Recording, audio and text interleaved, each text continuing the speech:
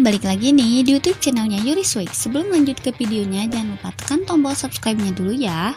Saat rapat, mereka semua bilang kalau pameran tersebut sukses besar. Lalu Muhak pun melihat pendapatan dari galeri itu ternyata hanya sedikit. Lalu Muhak bertanya kepada mereka, bilang ini sangat sukses padahal untungnya hanya sedikit. Mendengar itu, Nona Song sangat marah sampai-sampai mereka berdua saling berteriak dan keadaan di sana menjadi kacau.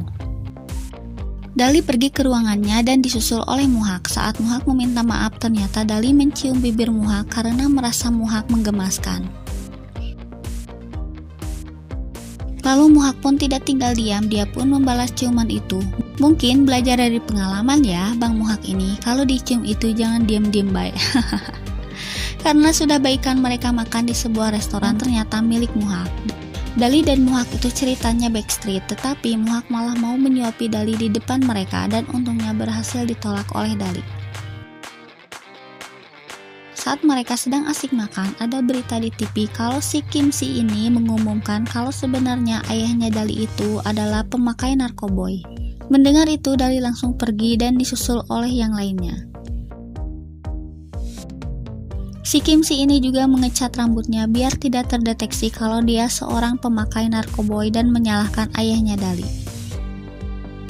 Dali juga sempat menampar Kim Si Hyung ini dan berjanji akan membuktikan kalau ayahnya tidak bersalah.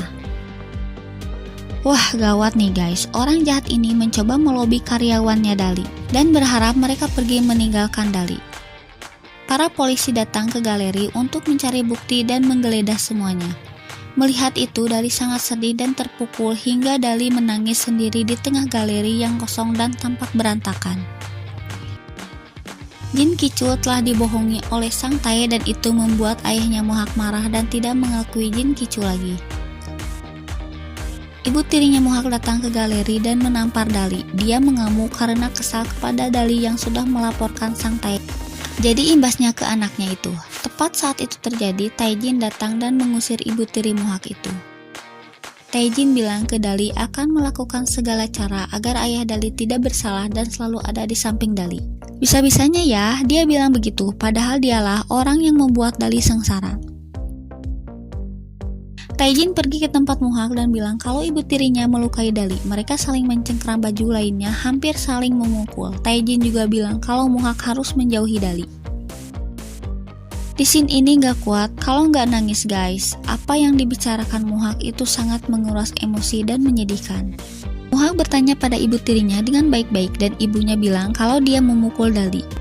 Mendengar itu Muhak pun marah dan berteriak, tetapi Muhak malah ditampar oleh ayahnya. Melihat itu Muhak bicara pada ayahnya kalau dia bisa menerima ayahnya yang selingkuh dan wanita itu karena pesan ibunya yang sudah meninggal. Untuk tetap menghormati ayahnya dan jangan membencinya. Padahal dulu ayahnya meninggalkan istrinya yang sekarat dan anaknya yang masih kecil. Akhirnya Muhak pun bilang kalau dia akan hidup sendiri.